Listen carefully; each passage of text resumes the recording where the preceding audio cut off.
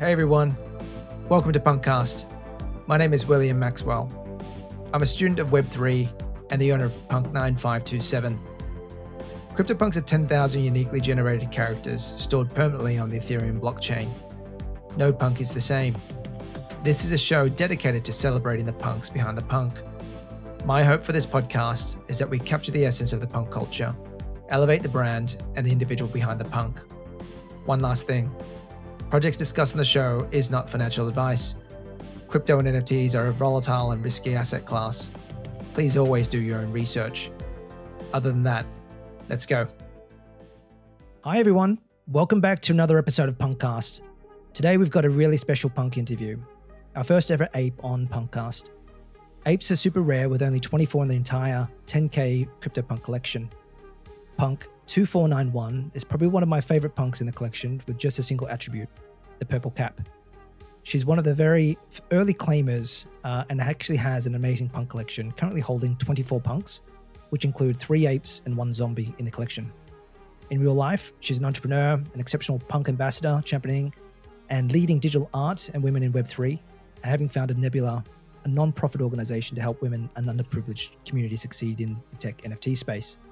Without further ado, please welcome the one and only Beauty and the Punk, also simply known as B, to the show. B, how are you? Hi, thank you, and thank you for the intro. I feel incredibly happy to hear all of that because sometimes we don't acknowledge all the things that we do. I'm happy to be here. Thank you. Delighted. I mean, I think coming across punk claimers is kind of rare now. And so I've had a few on the show, and I must admit, they've probably had some of the most interesting journeys into sort of punks and leading very, interesting lives at the moment. And I'm sure you're no different. So I'd be excited to, get to understand you and your story. Well, happy to share, at least a little bit. Because as most of us are, I'm also anon, as anyone can see, because, my mother did not christen me the Beauty and the Punk. Not a name that rolls off the tongue. And at one point, people started calling me Beauty, and I thought it was incredibly narcissistic. So I thought B was a more friendly, actual nickname that people have. And yeah, I relate to that a lot. So B is just simple, friendly, quite real kind of name. So is that how you came up with it? People were calling you Beauty in real life? Well, in real life, you mean Twitter life and crypto life, right? Yeah, because it's all real life. Like, it's not just because we're online. It's anything but real. Everything that has happened in Web3. The meat space. So where we actually see each other in the flesh. Yeah, no. I have very separate lives. Like, people that see me physically, they don't really know who I am. Like, in crypto, I live very separate lives. Like, the mom that picks up the kids from school is just, her, and she's not B. But yeah, so Beauty and Punk, Beauty, hi Beauty. I'm like, oh God, no, that just sounds very wrong and very narcissistic. So yeah, B, please call me B. It's just like simple, friendly. Yeah, it developed over time into that, because also, like, we didn't have Twitter Spaces back then, which, like, no one was really doing podcasts about, punks and everything. So we were just writing each other, and it was just friendly conversations. Hey, you, or an at, and then you go from, for the conversation. So it wasn't an issue really at the beginning. And then when people started writing, I saw the need to, like, make it a bit more informal, because I did choose a very cool but very long name. Well, just on that, I mean, it's interesting to listen to people in terms of why they've chosen to go anon. I mean, I'm a non as well, semi-doxed. I think some people know if they run to dig hard enough. But I mean, for you, like, why did you sort of want to err on the side of anonymity? It's multiple things. Another thing is, well, like the mini doxings that I have done through life. I am Brazilian. Brazil is a very dangerous country, and I have family there. I don't live there. I have family there. I would hate to see something happen to someone in my family because they were trying to get to me, So safety-wise, it's actually my biggest concern. And I really like people to treat me the way they do because of me and not because of this idea of who am I supposed to be or what I have or what I do with what I have. So I like to keep those interactions quite simple and disconnected from my wallet, basically. Yeah. No, that's super interesting, and you're probably right. I think when you come in anon, it levels the playing field in some ways. You might be a senior executive or a CEO in real life, but when you come into the Discord, nobody cares. Exactly. And I want people to be nice to me because I'm a nice person, and that they gain something. Like it's a good interaction to have, and therefore people want to engage with me, and not because that person. Sure, yeah. When you go to Discord nowadays, yes, people know who he is. Yeah, the one with the 3 apes. But it's nice that it's just this random person. Yeah, it must be a really shitty thing if you were anonymous and people didn't like you, because that would probably mean you're a really shitty person, right? If everything that you put out is what is in your brain and in your heart, and you're despicable, oh well, just a waste of oxygen, no, isn't it? That's super cool. So just another side question as well. Are you so there's, I'm not sure if there's a lot of Brazilians in the space, but are you familiar with DOPP?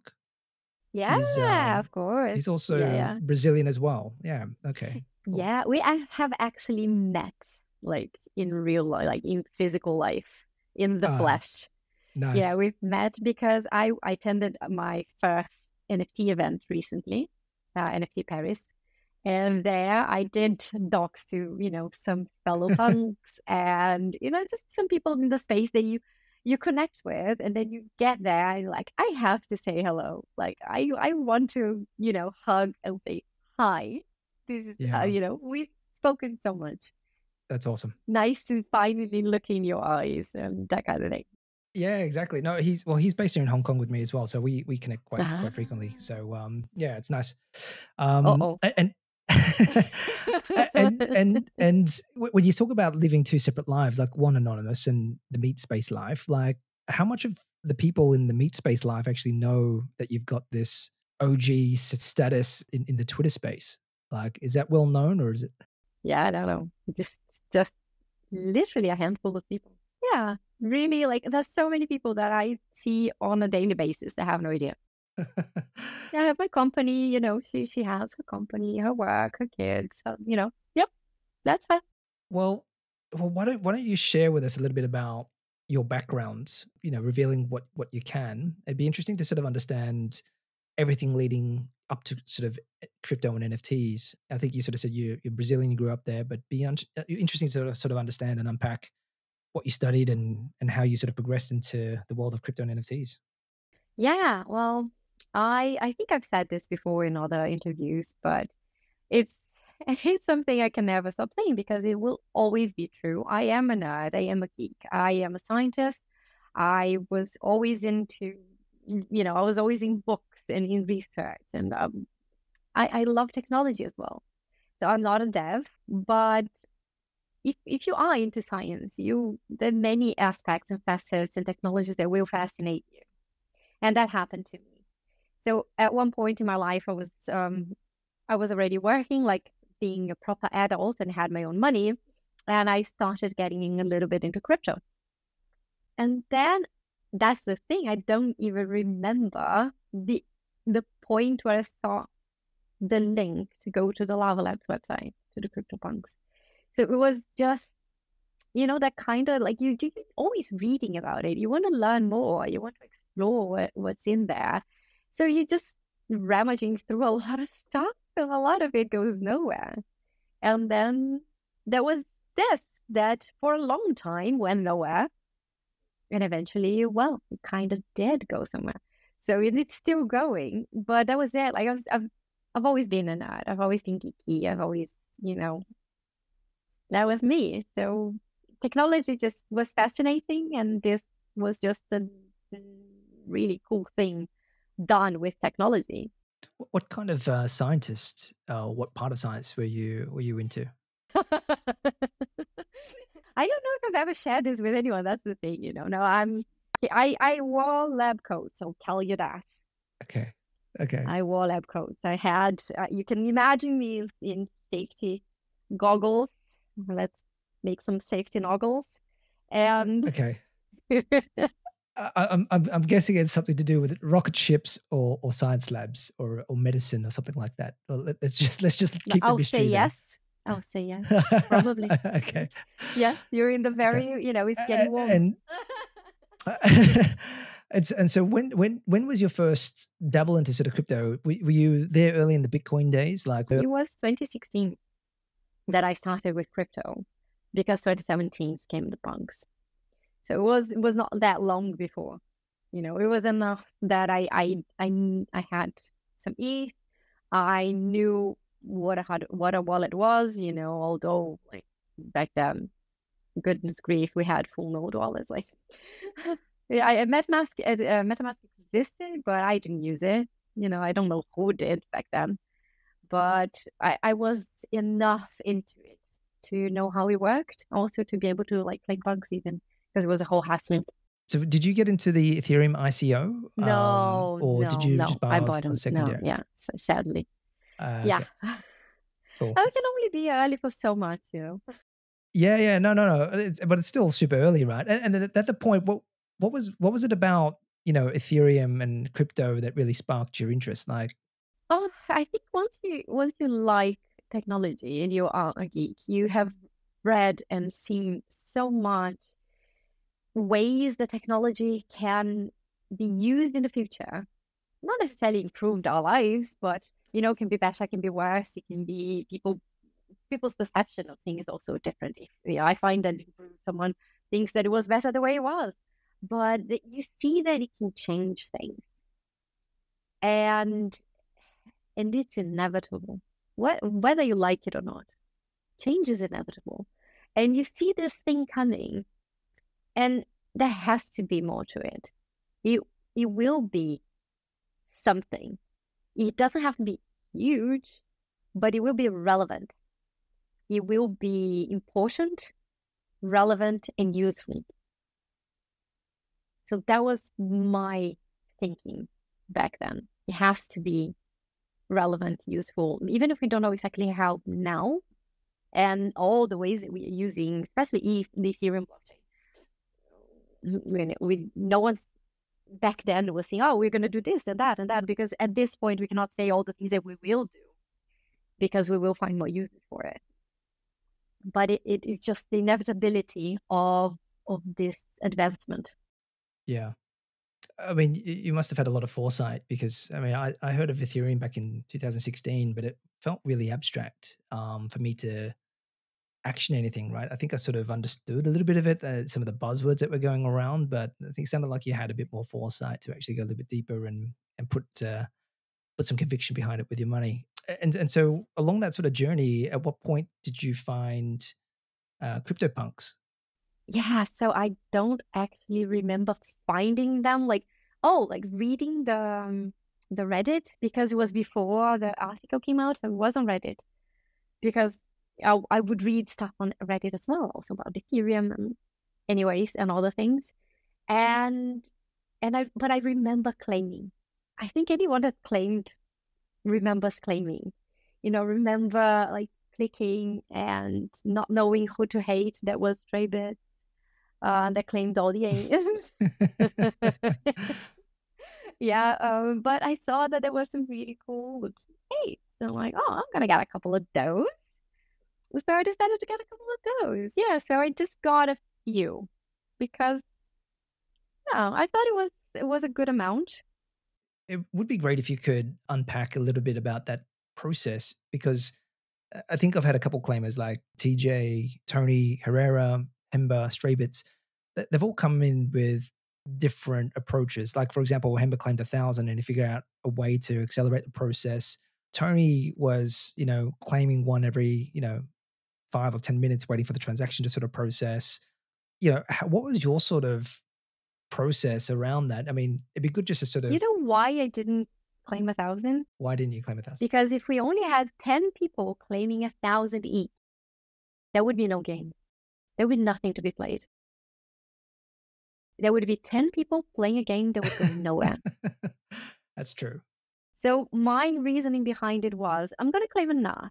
And if this is huge, I click 39. Like, if this is going to be what I believe in my heart this could be, 39 is going to be amazing. It's going to be life-changing in any case. And I had 4 apes. So, you know, in any case, I had something that was very rare. Why restrict the game to 10 people or less? You know, if people claim more than 1,000, like how much fun can a game be if there are only a couple of people playing? And I'm not gonna sell anything. I will sell all of it. There's not much room to maneuver. There are just a couple of people holding the power for the entire market. And isn't this what we have seen our whole bloody lives? And that we hated people for doing that. And then we, you know, a lot of us go there and do it because it was our chance. Yeah, you didn't have to claim 1,000 to have your chance, but you did. You know, I got my chance. I had 39. Goodness grief, my life's amazing just with the 39 that I got. Hit the jackpot. Like, right, exactly. But also like diamond hunting. Yeah, I didn't sell for a long time.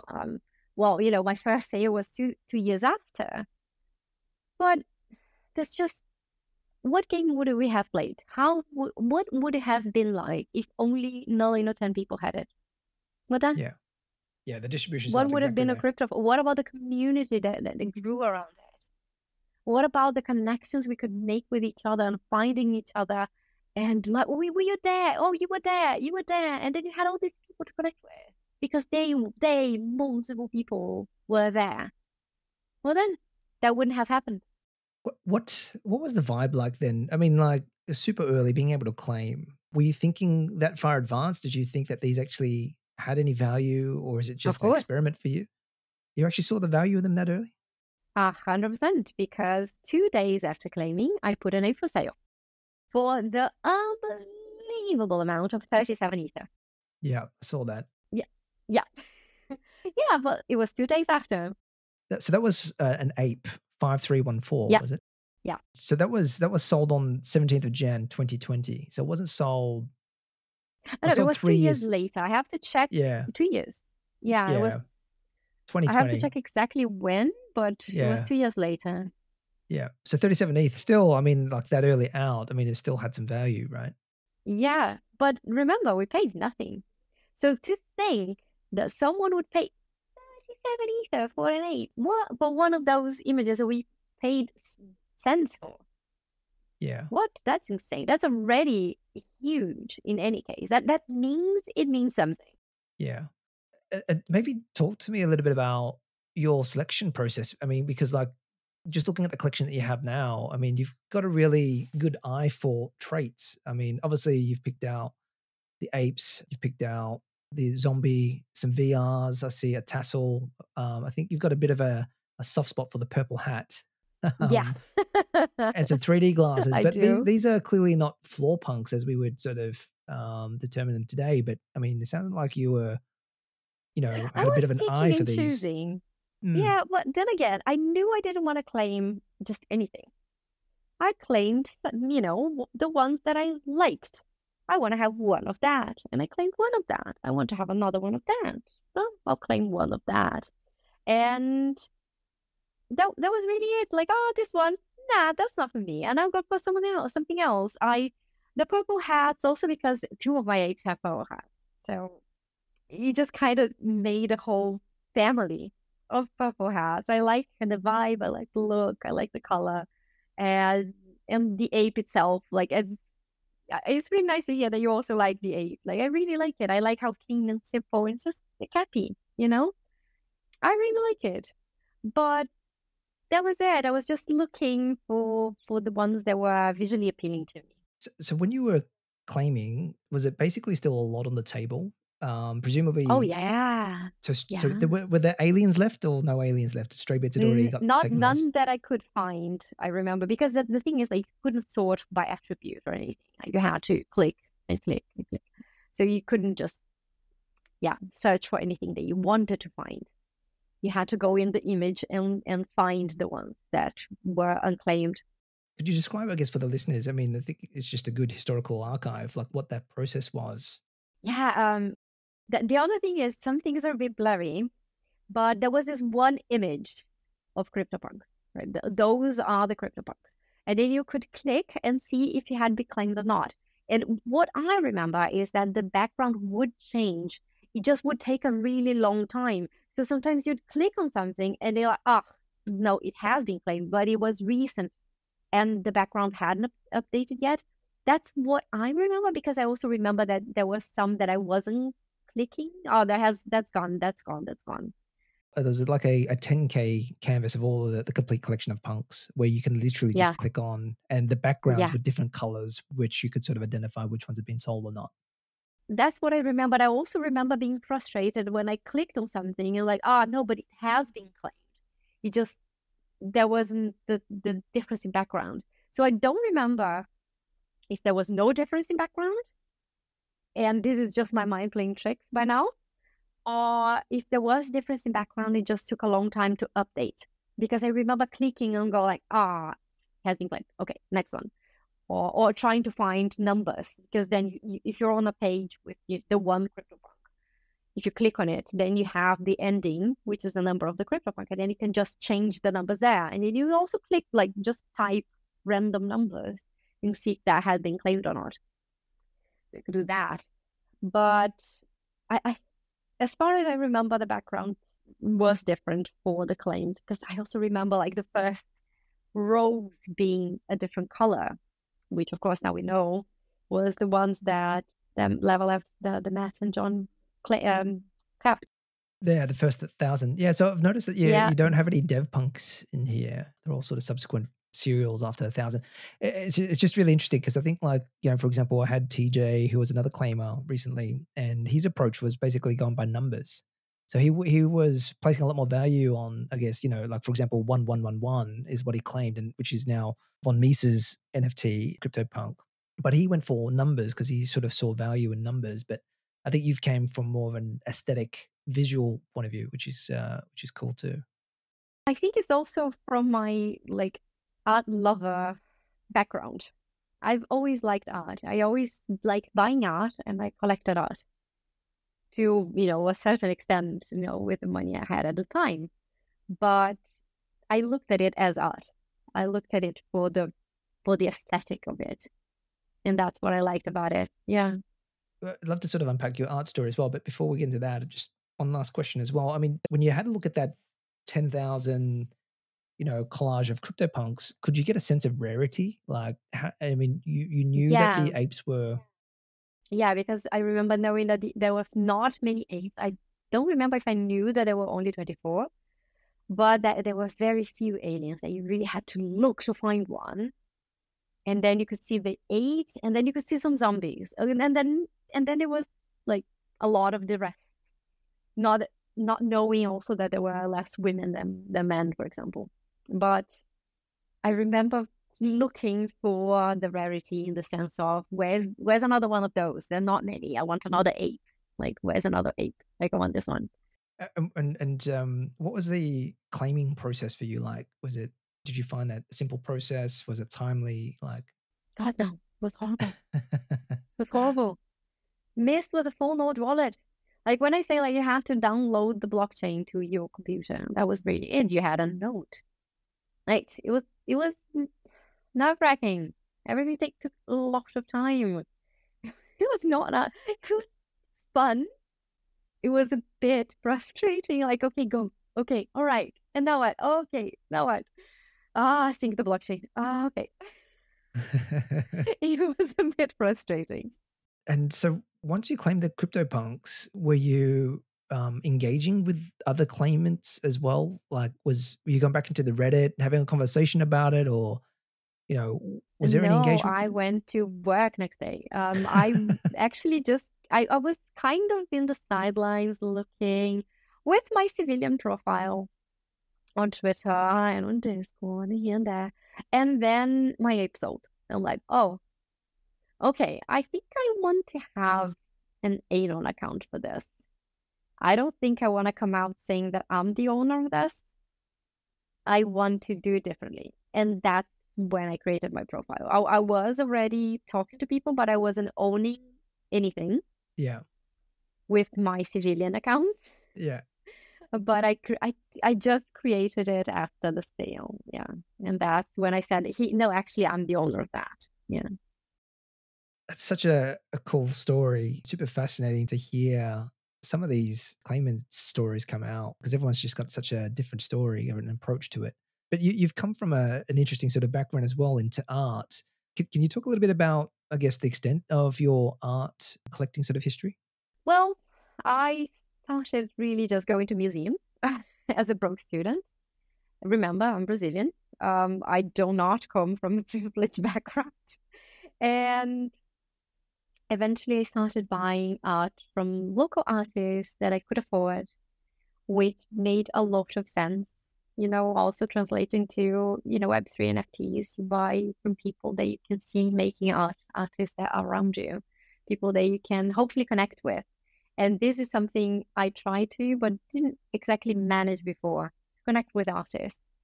At one point, I did start buying older art. I do have art from people that have passed, but because the art and the artist are relevant to me, and those are usually women, I fall in love with the story that what they had to go through, what it was for them, what they had to overcome, and what they managed to accomplish, and what they managed to produce as art, and what they accomplished with that, with all that they expressed through that.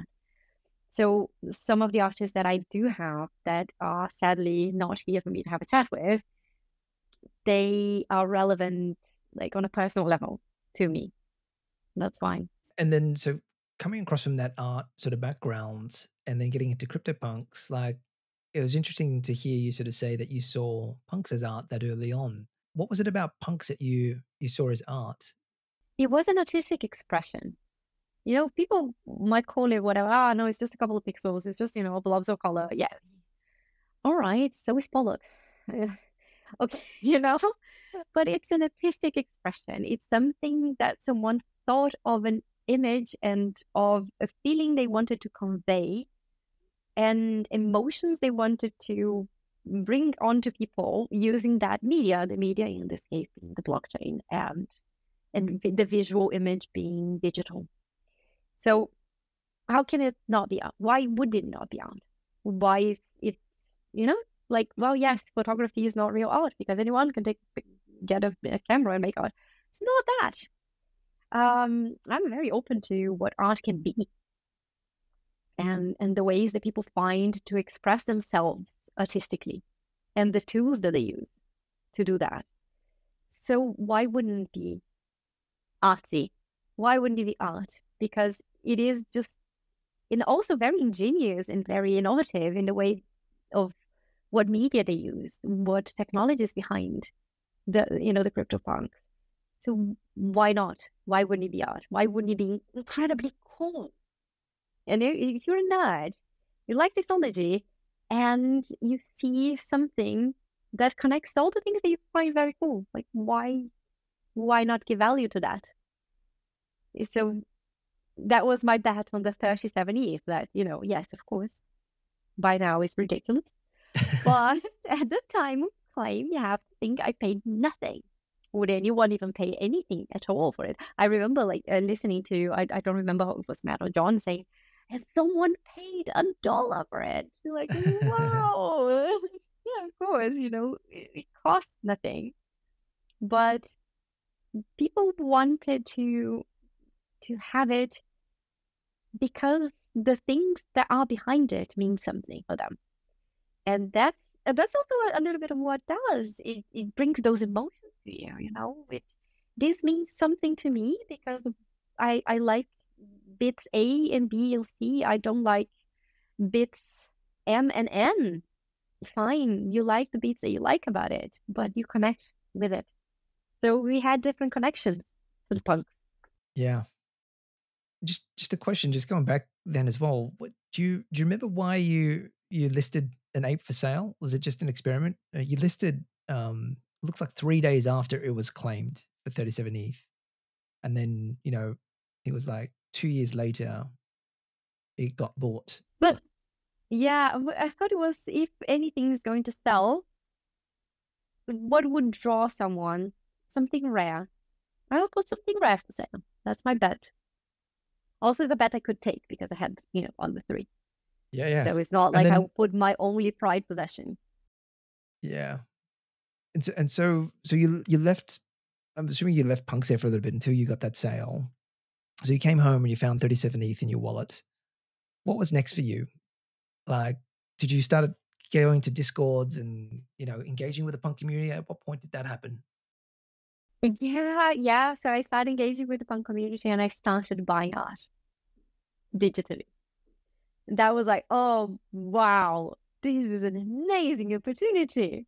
And I started buying so much. So a lot of stuff I regret buying because sadly, it's, you buy on an impulse a lot of the time, especially back then. Like there's a lot of impulse buys and something that didn't necessarily mean something to me, but you're there trying to foster. You're trying to foster people to make their dreams come true. You're trying to foster people not to give up on making art. You're trying to be a lot more, than just, a part of the community, but like an active, engaging, fostering part of the community. And so when was that? That was sort of early 2020 when you started coming back into the scene? Yeah, that was super early 2020. What types of pieces of art were you buying? Were you like on Super Rare and Maker's Place and No. My thing was always Twitter. The only platform I have ever browsed to buy art was Ikenuk. Anything else, I will not go to any platform. Yeah, Tezos. It was nothing else. Nothing else I will go. Not Object nowadays. Like the only platform I've ever done that was Ikenuk. And everything else is really like serendipitously finding something on Twitter, connecting with an artist, and having, when someone explains the art, you see different beauties on, like levels and feels of it, and it grows in your eyes.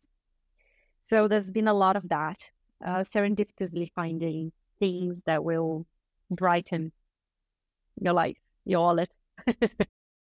Were you living on Discord for a while in 2020, that early?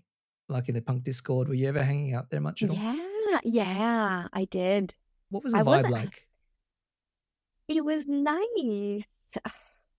I remember seeing people sell punks for below the ask because the person what the person could pay for, and they really wanted to join the community, and someone else would say, you know what, here, I'll lower my price for you just to have you in.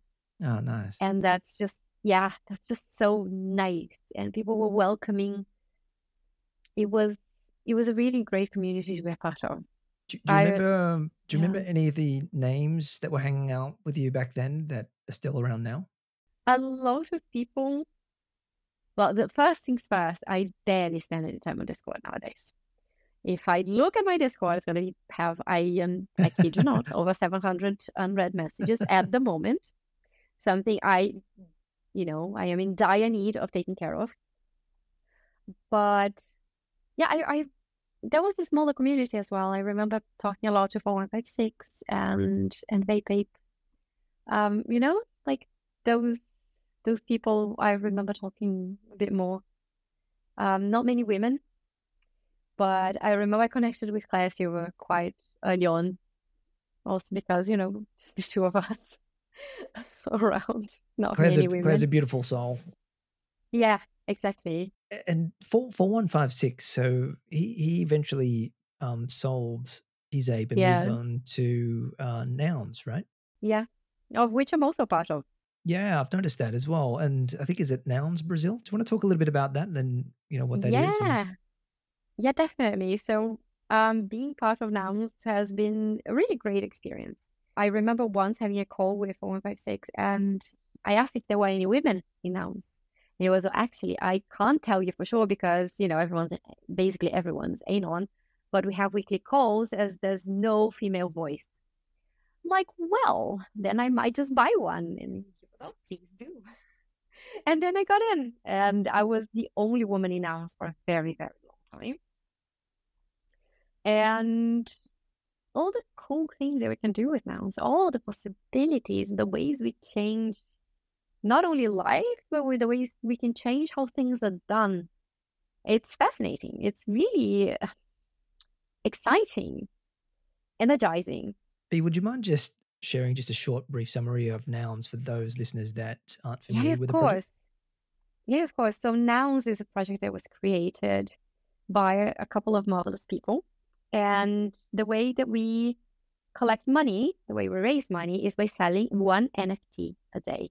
And those are nouns because that's what the main trade, the heads are. So I, for example, have a clock, a watch, and a Turing machine. But you can have all sorts of things as long as they are, well, nouns, not verbs. So once a day, every 24 hours, you have one for sale, and there's an auction. Highest bid wins. And so it goes. So we have, I don't even know what number of nouns we are right now and how many members we have in our community. 713 is up to today, and there's almost 29,000 ETH in the treasury, which is crazy. Yeah, that's a lot of money. That's a lot of potential, and hopefully wisely spent. Then again, it's also a number that gives you room to make mistakes and learn from them. Hopefully, that's the only thing. As long as you learn from your mistakes and don't repeat them, it's fine to have a few. So I saw all the things that we were doing with nouns, and a lot of Brazilians trying to join and trying to get props into Prop House. And good grief, Brazilians are so resourceful and so creative. And like, we have to. And a lot of the inspiration came from Nouns Japan. And how wonderful it was what they were doing, how I wanted to do that for my home country. So that was the reasoning behind it, to open Nouns Brazil and we did a 1 week of events all over the country, Brazil. So we did like 5 capital cities, and nonetheless 3 week of events. And with the money that we raised for the week of events, we did a lot more. We funded props. We hired staff to also, because you need community engagement. You need someone to take care of the community that's arriving and asking, hey, what's Zillow about? What can I do? Who do I need someone to help me with X, Y, or Z. So we have staff working for the community, with the community. We have our own fork, which is not, what is the fork? There's a website they can go and do a fork of what is a fork? A fork is our own Nouns website, like Nouns Brazil website, with our own NFTs, our own images, and our own auction. So we had, Brazilian dev do everything. We had Brazilian artists do the art. So we really did everything from scratch. And it's really wonderful to see how the community is there, and it supports each other. And we have our own treasury, which is not big, we're a small Nouns community, but also because ETH is incredibly expensive in developing countries, but also to support each other, to go to prop houses and to write props and to collaborate to make projects better.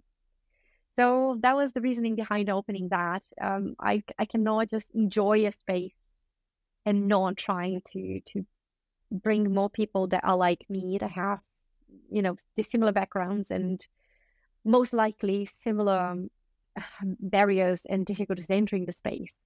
Try to bring them in. That's it's beautiful what you're trying to do, actually. I sort of feel the same way. Like, I think my background's Vietnamese, right? So underprivileged sort of country as well. And so when I'm hearing something like this, it's really exciting to hear that somebody like you is really championing a lot of this nonprofit for Brazilian as well, and also for women. And maybe you can have a brief chat about Nebula as well. What was the inspiration behind Nebula, and what is it? Well, Nebula was born out of spite, because we could not just hear, where are the women in this space? Well, do you really want to have this conversation? Why historically women have not been encouraged to join tech communities and STEM subjects? Like, it's just so much more complicated in the tweet. Where are the women? And then you go for engagement, and women try to connect and try to say, we're here.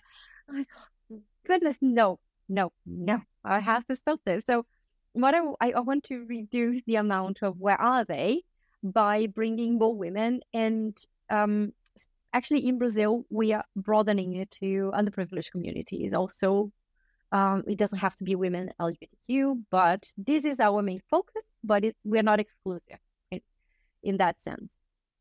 So we already have a project running. We already have a class, and it's in Rio de Janeiro, and it's in a place that's surrounded by favelas.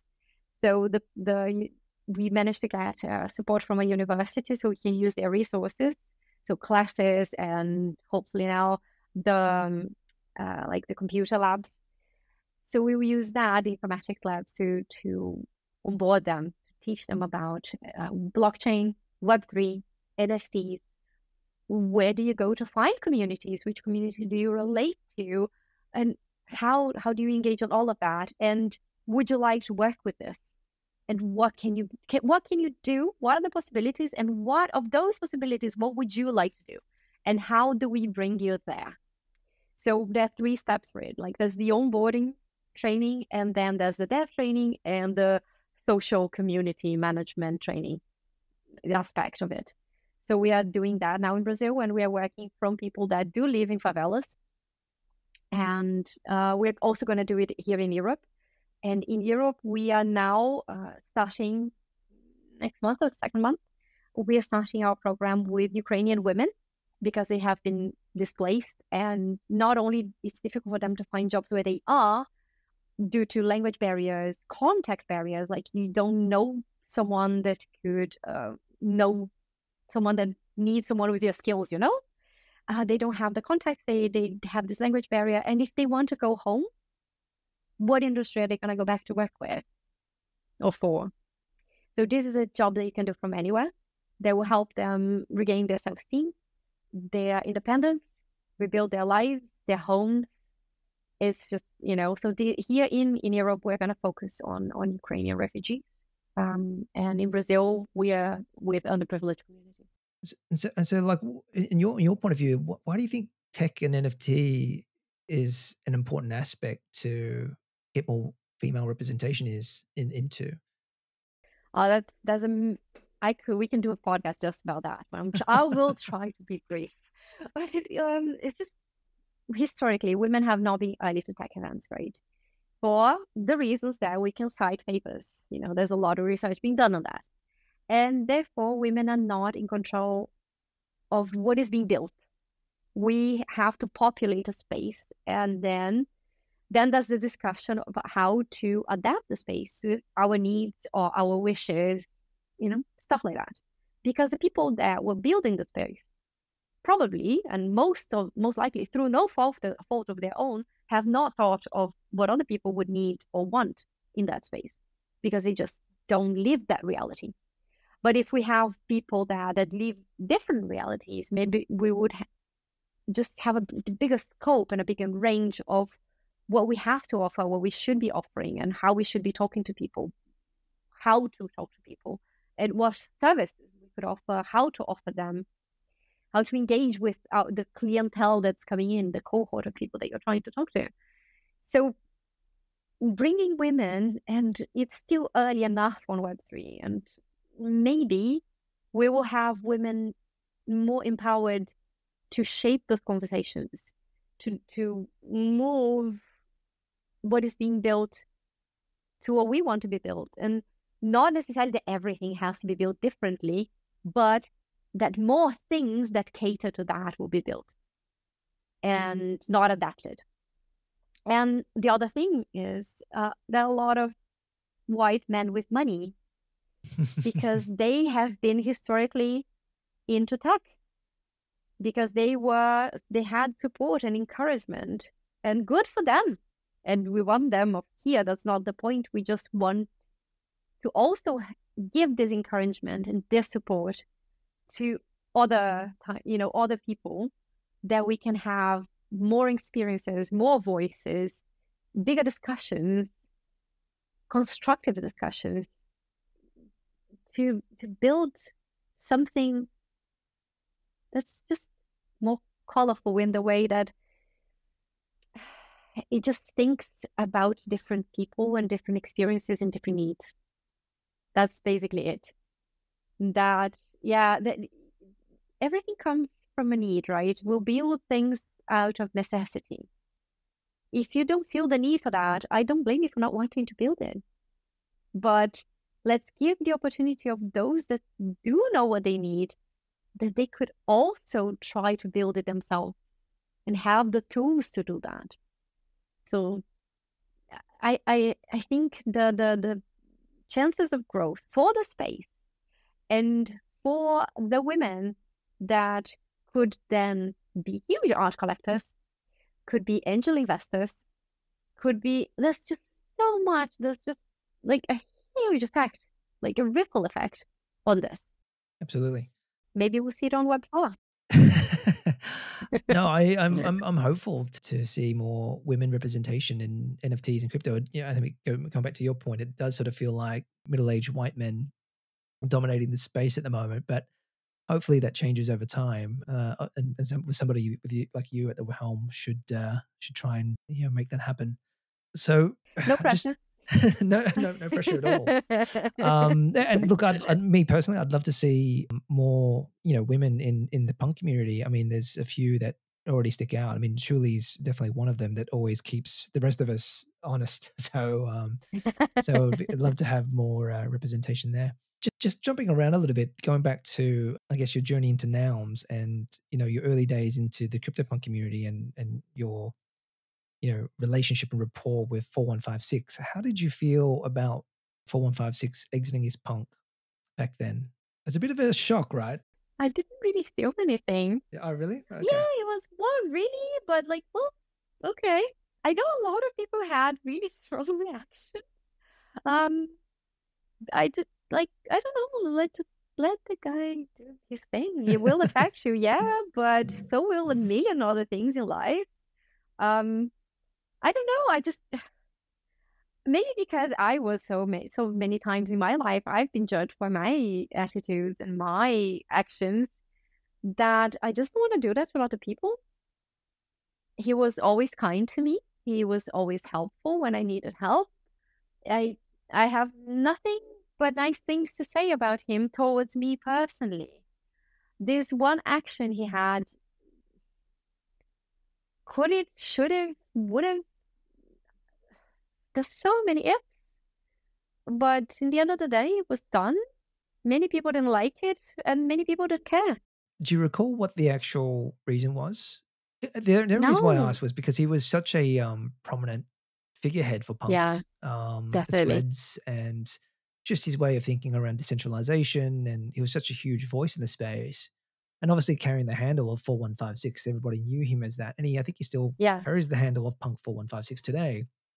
For him to sort of sell that was a huge, in my view, a pretty big statement against some of the things that were going on with, I guess, the Lava Labs and the Yuga sort of family, right? But that's okay if you weren't sort of familiar with it. But I was just interested. No, I remember being very, because it affects you and everyone's talking about it. It didn't make a mark on me that I would carry that, like, with me for life. I don't know. Also, what difference is it going to make how I feel about it? Or, right? I can feel bad. I can not like it. I can a million things. In his life, it's going to make no difference.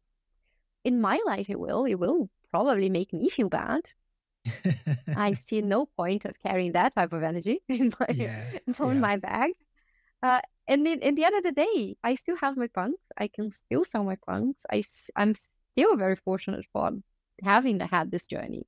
What about you and your existing punk collection? Like, do you have any intention of selling them, holding them? Like, what are your sort of plans with punks, and what do you sort of tend to do with them? I have a few that are my forever punks, I think. I do.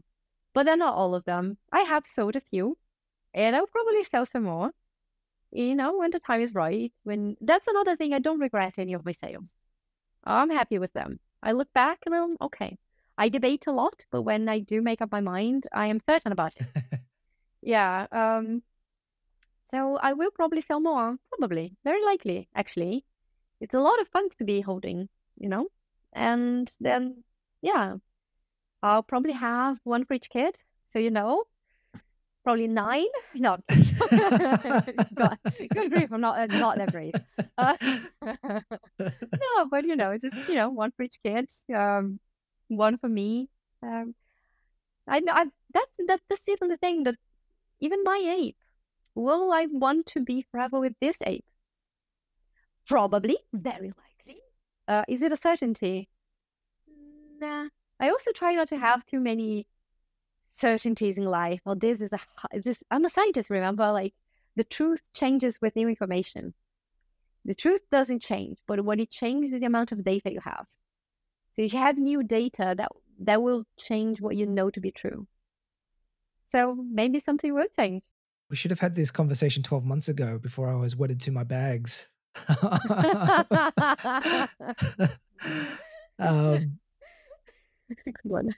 So better late than never. Better late than never. But it's a very scientific and objective approach to it, and I think you have to be in some ways when you're in this game. But I think it's just something. I don't know, when it comes to the punk collection, I feel a little bit differently about it. I've bought and sold, 2 punks prior to the one I have now, and it's the only one that I felt a little bit of, guilt selling, just because you built a bit of identity and brand around it. And, yeah. So I think it's a little bit different from all the other NFTs that I've held. But I'm going to ask you another question that I normally ask other punks on the show, and it might not make any difference to you, but what would be your dream punk if money wasn't an issue? I have my dream punk. I wouldn't go for anything else other than my ape. Yeah, it's a clean one. I really wouldn't. Yeah, an alien. I don't know. No, I really like mine. I really do. I really like it. So this would be the one that would be, if I ever part, it would be difficult to part. Because this is the one I identified with, and this is the one that I look at, and it's me. Yeah. Shaved or not. It's the one I identify with. So this one, I see what you say when you had the one that you sold and you kind of regret it and you have those feelings. But fortunately, I have many more that I don't have this feeling towards. Yeah. And this is the one. I could sell the other 2 apes. Like, yes, I don't look at them very often, But this one is special. This one means more. Super special. No, and I probably would prefer. I think I've had this conversation with a few punks on the show before, and like aliens, I know they're the most rare, but aesthetically, I think I probably prefer an ape or a zombie for some reason. Lucky me. You are very lucky indeed. So what are you sort of seeing as the next, meta in the space at the moment? I think we've gone through various sort of cycles and meta, and you've been through a lot of them, assuming. Do you have any sort of insight where you feel like, people aren't really digging into or really catching on to yet? This is a difficult one because due to personal reasons, I have been a bit far removed from the space. As I said, I have 700 messages on Discord that I have to attend to. I have someone helping me talk to people that I need to talk to because I just physically, emotionally, I wish there were more than 24 hours in a day kind of thing. But right now, I'm not sure. I'm really not sure. The one thing I will always say, and I can always say, is just buy with your heart and you'll not regret it. And sell knowing that your heart is at ease and you're not going to regret it. Those are the 2 things. As long as you have made your peace with your wallet, with the money coming out or coming in, I think that's it. But what would you not want to miss? There's been a lot of this, AI art. We've gone through cycles of PFPs and then Gen art and then AI art. And what is the next thing? Not sure what's the next thing at the moment is. I'm really not sure. It's not metaverse yet. It will be, but it's not. But it will be. It's a few years. No, that's cool. I was just hoping to get a little bit of alpha out of you just before you duck off, but all good. Yeah, no, for one, I love fashion and I love the combination of Web3 and fashion. Interesting.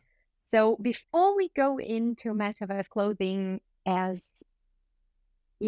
before it gets really big, I think we're going to start exploring different ways of joining fashion into our industry. And I think this is going to be an interesting exploration to see how we can bridge the technology. Yeah, there's so much to do. There's so many ways to use Web3 and blockchain. Like you can use blockchain for traceability of the materials and the product. You can use Web3 per se as 9016 with the t-shirts that you do, the PO-apps. Like there's so much that you can do. And I think this is what we're really going to right now. How are we bridging this physical, digital into our realities? I can see that happening. Okay. And if you were to look across the punk community, do you have a favorite punk personality or punks that come to mind? I really like Tony Herrera. And we've had phone conversations and he's such a sweet guy. So he's someone that we've spoken to, we've spoken a lot of times already. And I feel quite close to, although it has been a while since we chatted, because it's been a while since we chatted to anyone. But he's someone that always comes to mind. Yeah, I think Tony is probably one of my favorite punks. He's the punk's punk by the sound of it. So Really? probably comes up a lot. Also as the godfather of the punks. That's there cool. You go. And if you had to describe punk culture in a few words, like how would you describe that for you? We're adventurous and caring, and that's a really weird combination, but that's what we are. We are very loving community to each other, and we're helpful. We're punks that care, but we're adventurous in the sense of we believe in technologies and putting our money where our mouths are and trying to see where all of this takes us and building with the space and like joining a project and a community that has been here for a long time and is not going anywhere, still means something. And when you join, you know that. And you can have support and you can have guidance. And so being a punk is being an adventurous, caring punk, I'd say. Beautifully said. Makes me want to ape some more punks. Well, there you go. That's something. And how do you feel about V1 punks? Oh, I find it fun. I've sold a few of mine. I still have the pairs of the ones that are, the punks that I haven't sold. I still have the V1 punks for that. But I did sell a couple of the V1 punks. And it's a great way to onboard people. It was nice to have people joining punks through V1 punks and learning more about the story, learning all that it meant to claim punks. I think it was also a great way to talk about it. I have no bad feelings about V1 punks. I think it takes a lot for me to have bad feelings against you. I think you've taken that from this conversation. You're such a happy-go-lucky person. Yeah, it's hard to. I'm really not. Trying to not have this dark, because the stuff just corrodes you inside. Absolutely. So like, I'm good at it. It doesn't. I haven't seen anyone get hurt. We need all the positivity we can. Right. If anyone has been hurt, and I'm not diminishing your struggle. Please correct me on Twitter. I really don't mind. Again, new data, new truth. All good. Such a scientist. What about the Yuga acquisition? How did you feel about that when you heard the news when Matt and John had given up the punks? I was shocked that anyone managed to talk to Matt and John. So that was the most shocking thing to me. But it was a bit like we became orphans, kind of like, oh, here we are. We're really as a family. Oh, what? Someone took our house away from us. Like, what? We're moving? What? So that was a bit disheartening. Yeah. Because we take such good care of our community, of the project itself, as in we love the different things that the project is and what it means to people. And that the ownership of all of that was traded as so simply as, buy a new car, and that wouldn't affect a lot of people. It did. So not having that conversation, and I do understand they do not have to have that conversation. You would have been a courtesy and not a must. And they owe us nothing. If anything, they've given us a lot. But it was a little bit disheartening. It was like, again, why would I hold hard feelings? But it was a little bit disheartening to hear about that. I actually 100% didn't think it was true, because I didn't think anyone had actually spoken to them in ages. Have you had much interaction with Matt and John? I guess No. through... Not really, no. Yeah, I think most punks probably responded the same way when they heard the news. But I think for the most part, I think everybody's relatively comfortable with you at the helm right now. They haven't really... I mean, they've just left punks alone, which is great, right? So yeah, I think that was the fear at the beginning. Oh, good grief, what's going to happen now? But one thing has to be said about yoga. They are running well the ship. They are treating things as a business, and they are hiring qualified people to do the job that needs to be done. So it seems they are not winging it, not fumbling from one side to another. And for that, I'll give them credit. They do seem to be hiring the right people for the job. They do seem to be making the right connections. And no one is above making mistakes. But as far as I would say, I think they're being responsible, which is more than we can say for a lot of people in the space. Absolutely. And if you could pass on a message to the next owner of Punk 2491, what would you like to say to him or her? I would say embrace this community and broaden it at the same time. Love it for what it is and keep changing it enough so it gets better. Beautiful. B, this has been a really fun conversation and an inspiring one at most. And thank you so much for everything that you do for not only the punk community, but also for the NFT space, elevating, I guess, the general space as a whole. So thank you for your time. Any sort of final closing comments, and what's the best way to find you? Yeah, well, thank you for having me. It's really wonderful to be back talking to people on Web3, and I cannot wait to actually start spending more time on Twitter, because it is horrible and wonderful all in one. And to contact me, I believe I still have DMs open. I do not know how long that's going to happen, because, again, DMs. But in any case, I will have a way to contact me. I'll always have a line open. If it's not Twitter, there will always be a direct line to me. Always. Because if you don't know who to contact, and if you'd really like to talk to a woman, or if you really like to talk to someone who claims a punk, or if you really, you really need a Brazilian or someone from a developing country, I fit so many hats. I wear so many hats. I fit so many things. I am a unicorn. And if my experiences can help make this a more enjoyable and easier experience for someone else, I'm all here for it. Amazing. Thank you so much for your time again, B. And guys, this wraps up another episode for PunkCast for the week. And we'll be back next week with another amazing punk. Bye for now.